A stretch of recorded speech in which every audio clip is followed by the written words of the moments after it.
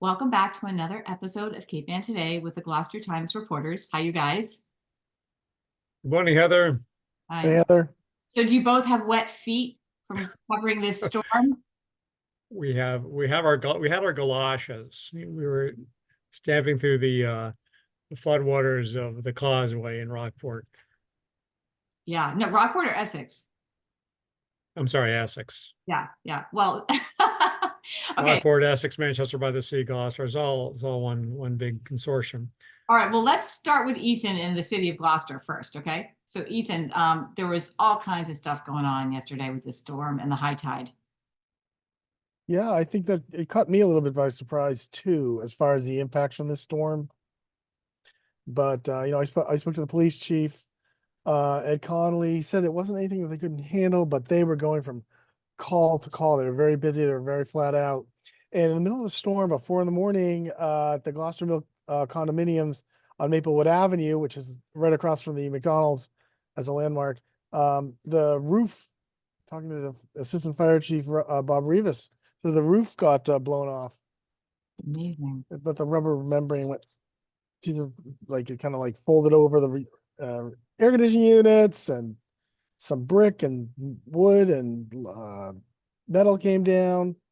So the big impact is, of course, on people. Oh, then some bricks came through a skylight, he said, Oh my in one God. of the unit on the there's if you notice a 4-story mill building, the 1.5-story units right next to it, and some bricks came down through. So no one's hurt, no one's injured. That's a good thing. But he said of the about 8 to 11 units impacted, a couple of residents, 2 to 3 residents, the Red Cross had to come in and assist and find a place for these guys to stay. Hopefully they did find a place to stay, and hopefully they can make quick repairs to the roof. It's a really great building, downtown Gloucester, condominiums right there.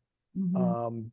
So it's a shame what happened, but yeah, really did catch me by surprise. I saw instances of flooding, on Facebook. People were posting stuff, and yeah, the biggest, I think, impact in Gloucester, except for on when I-4C2 lot flooded. Dave Marciano posted a photo of a dumpster floating. So that was a little bit of levity. And we're gonna have some more storms this weekend. So stay tuned, right? Yeah, right. Well, we were talking before the program about the high tide, and it took me by surprise driving along the Amesquam River, seeing what looked like houses pretty much underwater right along there. And it was one of the higher tides I've seen. So, Stephen, tell us about Essex, which is always a casualty of high tides. There it is. Not much road there, right? Or not all the road left. Yeah. So what happened? Oh, Stephen, we lost you. Stephen, sound.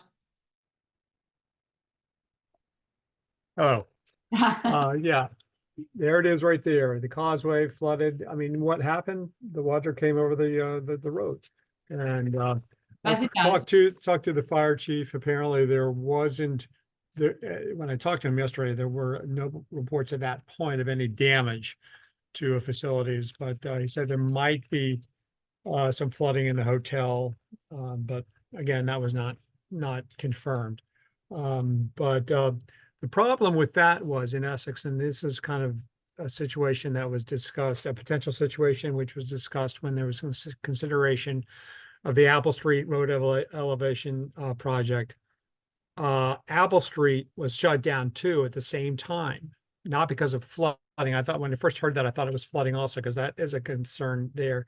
But there was a utility pole, a main utility pole was knocked down, and they lost power for at least 2 hours, probably three, maybe closer to three. So that road was shut down. Steve, excuse me, can I ask a question? Did that section of Apple Street that was the concern flood yesterday? I did not uncover that, and I did not find out that that had flooded. And I did speak to the fire chief. I mean, I'm sure he would have mentioned it had it flooded. But in any event, both roads were shut down. The town was essentially for a little while cut off. So they had to, um, they prepared properly. They set up a fire engine on the south side of Essex, closer to 128. Actually, it was not too far from the causeway, just in case something had. Thank goodness nothing did happen. But and they had mutual aid too to depend on from Rockport, from Manchester by the Sea, as well as the other departments to rely on. This was Fortunately, a concern because if both Apple Street and the Causeway are shut off, then you couldn't get emergency vehicles to that side of town, right?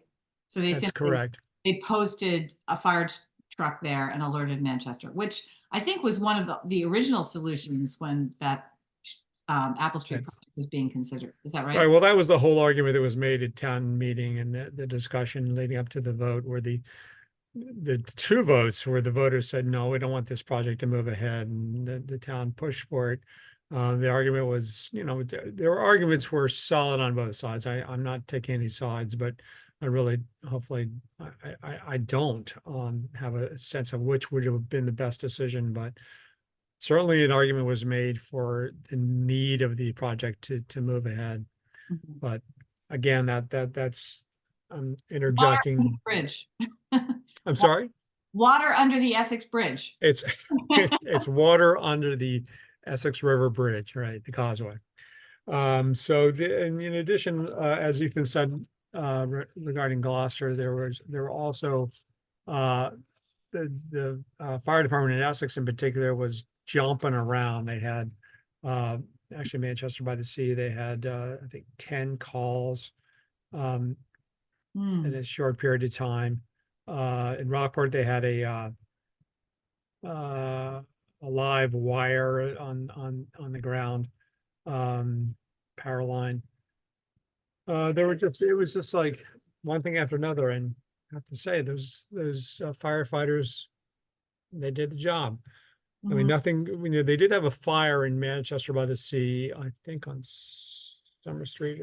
Don't correct me, but there was a small house fire which they had to attend to as well, and small damage, nothing serious. But and then they had a lot of calls for service from alarms that went off, that were going off, boom, boom, boom, boom, boom, and there were false alarms, but the fact that they took place required a emergency response. So they anyway, that's that. The other Mhm. story I wanted to talk about, if I can right now, I'm sorry, Ethan, did you want to continue? Well, the only thing that, Go let's ahead. finish with Gloucester. There was a fire last night on Atlantic Road, right, Ethan, in Gloucester? Yeah, it was a small fire. Interesting. I think it was like the second fire this year. You know, we had the Holly Street fire, and Mhm. now we had this fire. Uh, so hopefully no more. But it was just an incident where a police sergeant on a detail saw smoke and got the occupants out. Two people were displaced. The fire, and I think it was a motorcycle caught fire. Is from what it appears, and caught the house. Hmm. So, they did a pretty quick response, quick knockdown, save the house, and hopefully the residents can get in soon. A nice great to have that police officer, be able to save the day in that way, just on on a private detail. Right. So Oh, yeah, private detail. That's yeah, amazing. yeah. Huh. All right, Stephen. So tell us the last story you want to cover. Actually, two. One was the sale of Smith Hardware and Lumber, and Hometown Ace Hardware in Gloucester. It hasn't formally taken place. There hasn't been a closing, but they are on the market, and there's a deal that's being agreed to. The Falcone family of Springfield, they own Rocky's Ace Hardware. They are intending to purchase the Smith family's Cape Ann stores, Smith Hardware and Lumber in Rockport, and Hometown Ace Hardware at Gloucester Crossing. The sale is slated to be final sometime in March. J.R. Smith is the president of L.E. Smith Hardware Stores. He's selling his property. There's a whole lot there, but I mean, the intent is to keep it as according to the Rockies Ace Hardware. The reason they were eyeing this purchase is that they have a tradition, much like Smith Hardware and Lumber, of being a family oriented neighborhood center. I mean, well, the experiences customers may have there may not always be great. The intent is to make it a family local facility Stephen, hold business. on just one second. I just want to clarify something. You just said that Jay Smith was selling his property. Is it the property? No, I'm so sorry. Okay, so it's the Um, business. he is selling, well, it's confusing because he's there's also a purchase of Cracker Jack's Whistle Stop Market. Right. And in that case,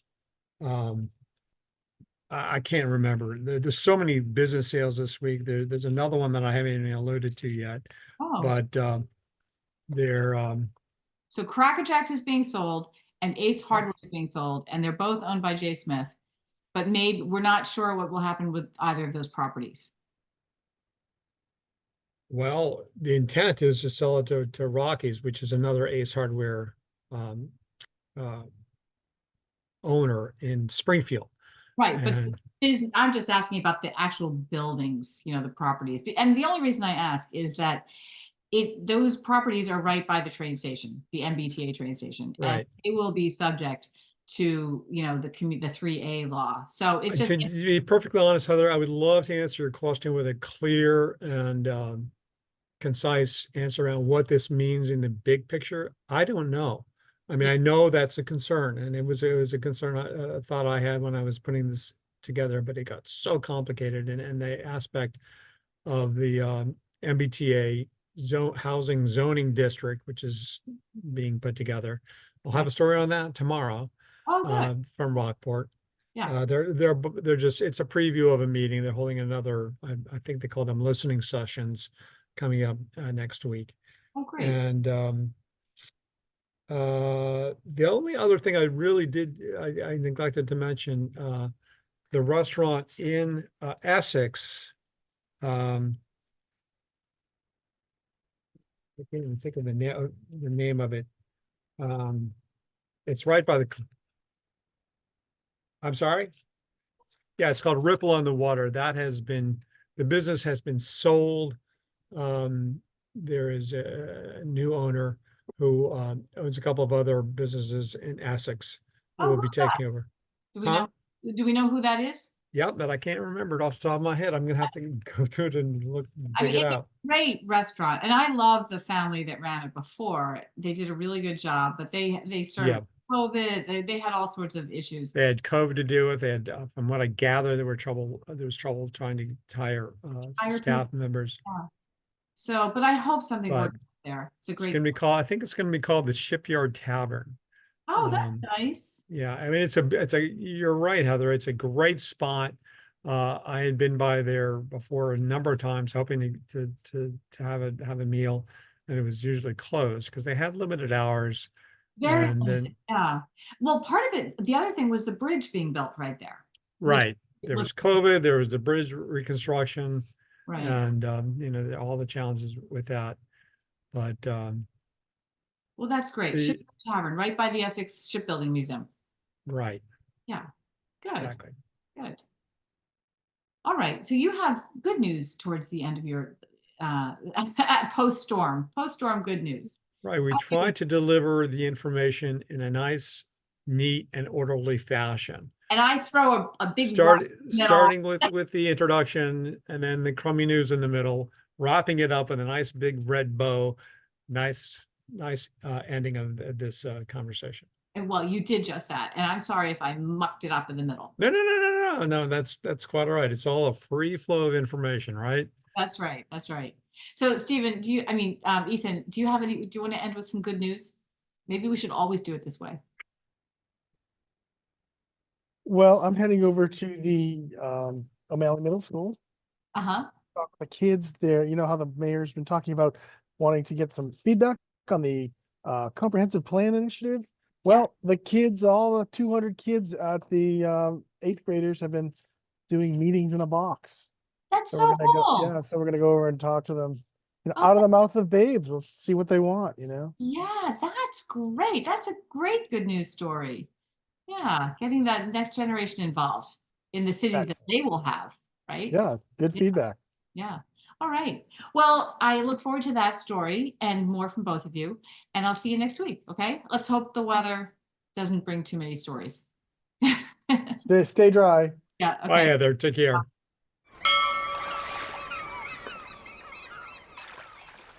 Interested in a sponsorship?